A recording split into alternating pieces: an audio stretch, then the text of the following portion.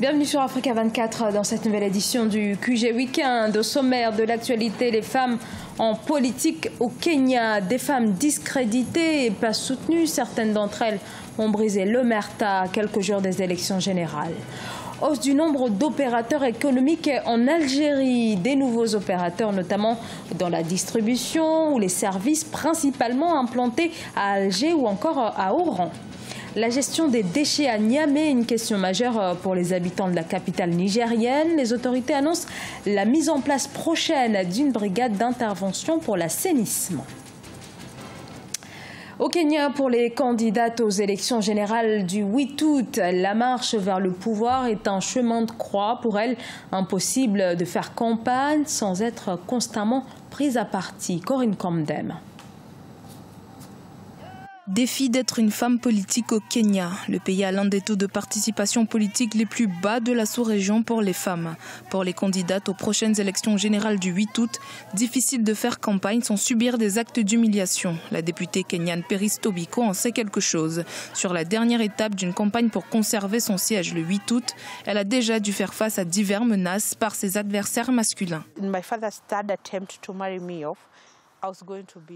Dans la tentative de mon père de me marier, j'allais être une quatrième femme à un homme qui est mon constituant aujourd'hui et il a 3 épouses. J'allais être la 4e femme. Ce n'est pas facile.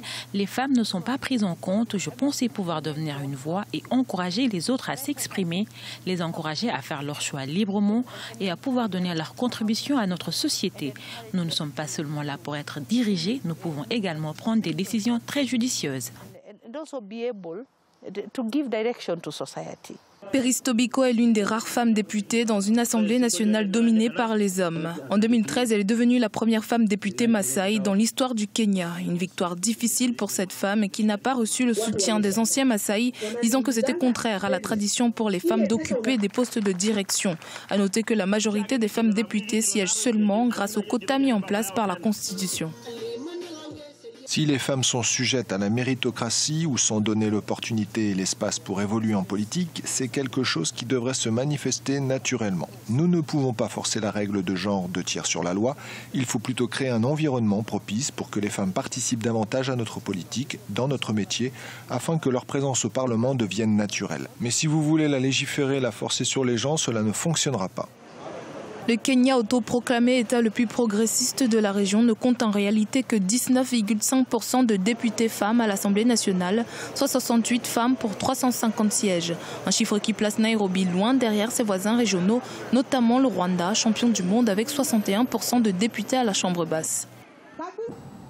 Le commerce en Algérie, les voyant de plus en plus au vert, notamment pour ce qui est du nombre d'opérateurs économiques. Le pays enregistrait aujourd'hui une hausse de plus de 2%, ce qui représente près de 2 millions d'opérateurs inscrits au registre du commerce. Sharon Kamara. Les chiffres affichés par le registre du commerce algérien en 2017 sont encourageants. Au premier semestre de l'année, le Centre national du registre du commerce comptabilisait 1 912 000 opérateurs enregistrés. Parmi eux, 1 735 000 sont connus sous le statut de personne physique et 176 717 en tant qu'entreprise. Cette opération a été lancée avec succès. Il s'agit d'un registre infalsifiable grâce à un logogramme intégré dans ce document. Depuis 2014, soit depuis le lancement du RCE, nous n'avons identifié qu'une vingtaine de registres falsifiés. Nous ne pouvons donc parler d'un phénomène. Depuis 2015, la création d'entreprises est en hausse constante. Cependant, les entrepreneurs ont toujours du mal à maintenir leurs entreprises. Alors que 12 168 entreprises ont été enregistrées par des personnes morales en 2016, 5 602 autres en ont été radiées pour cessation d'activité. Mais ce chiffre tend à baisser au fil des années. Donc, quand il y a création d'entreprises, quand il y a accroissement du nombre d'entreprises dans un pays, je crois que c'est toujours une bonne chose. Premièrement parce que fatalement le PIB va évoluer puisque les nouvelles entreprises vont ajouter des valeurs ajoutées et qu'il y aura une distribution d'emplois et des ressources, qu'il y aura des impôts nouveaux payés à l'État. Et si ces entreprises-là participent à l'exportation, qu'il y aura des devises qui vont rentrer dans le pays. En poste depuis mai 2017, le gouvernement du nouveau Premier ministre Abdelmadjid Tebboune a mis en place une série de réformes visant à favoriser l'entrepreneuriat sur le territoire et surtout à relancer l'économie nationale. Celle-ci devrait permettre de maintenir les résultats positifs qu'enregistre actuellement le Centre national du registre du commerce. Parmi ces mesures, les réformes du système bancaire visant à faciliter les possibilités de financement des micro, petites et moyennes entreprises.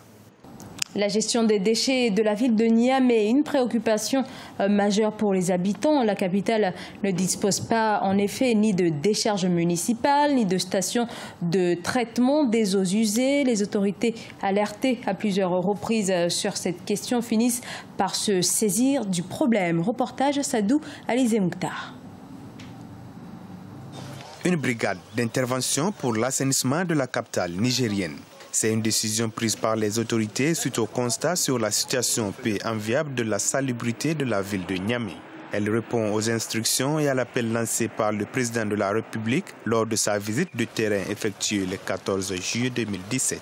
Lors de cette visite, Issoufou Mahamadou a vivement déploré la situation sanitaire de la capitale.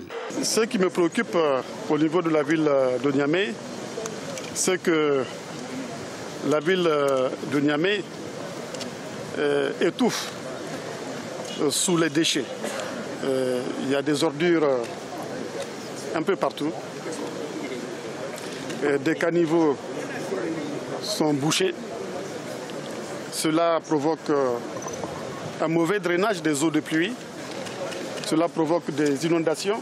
Une semaine après ce constat, le président Issoufou Mahamadou a pris la décision de sanctionner le maire de la capitale pour son incompétence face à la grande insalubrité. Hassan Seydou, maire président du conseil de ville de Niamey, a été révoqué de ses fonctions. Cette nouvelle brigade devra se consacrer prioritairement au curage des caniveaux pour permettre l'évacuation des eaux de pluie, la réparation des nids de poules et la mise en œuvre d'une stratégie de gestion durable des déchets. Cette brigade va concerner les 5 arrondissements.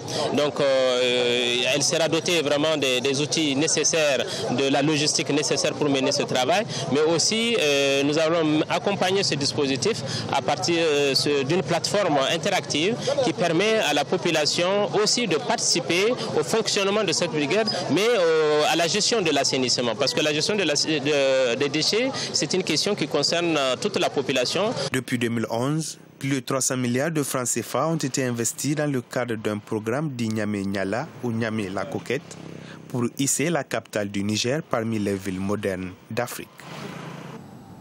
Le musée de la musique Georges Ouédraogo, Burkina Faso. Depuis 30 ans, le musée accueille chaque année des centaines de visiteurs. Des visiteurs amoureux de ce lieu qui, au fil des ans, s'est imposé comme une véritable vitrine du patrimoine musical africain. Reportage Jean-Paul Ouédraogo. Vieux de plus d'une trentaine d'années, le musée de la musique Georges Ouédraogo reste l'un des sites touristiques les plus visités au Burkina Faso. Situé sur l'avenue d'Oubritenga, en face du lycée Philippe Zenda Kaboré, son architecture unique en terre stabilisée est le fruit d'une réhabilitation que le bâtiment a subi en 1998. Lieu de conservation et de diffusion d'informations ethnographiques, il enregistre, selon l'inventaire le plus récent, plus de 300 objets. Selon la classification classique, il y a 4 familles d'instruments dont nous disposons donc au musée de la musique Georges Ouédraogo. Il y a d'abord les cordophones ou encore donc les instruments à cordes. Là, ce sont les kondés, les koras et ainsi de suite. Il y a également donc les instruments à vent ou encore les aérophones.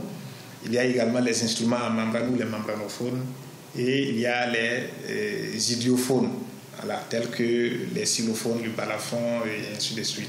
Chaque année, de nombreux visiteurs y viennent, qui pour exposer, qui pour des besoins pédagogiques ou d'information. Au-delà de l'aspect matériel, le musée dispose également d'un nombre relativement important d'archives audiovisuelles. Pour la jeune génération d'acteurs culturels, c'est un espace qui compte parmi les héritages du pays. Que je viens de façon circonstancielle lorsque le besoin s'exprime.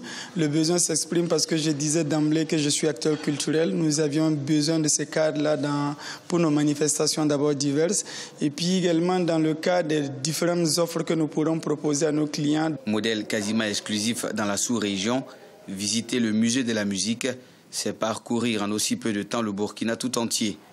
Institution publique, il reste ouvert à tous, public national, scolaire et expatriés, sans aucune condition administrative particulière. Le Kenyan Geoffrey Kirui, 24 ans, nouveau champion du monde du marathon. Il a été sacré ce dimanche. Dans les rues de Londres, il a parcouru plus de 42 km en 2 heures, 8 minutes et 27 secondes. Le Kenyan a devancé l'Éthiopien Tamirat Tola.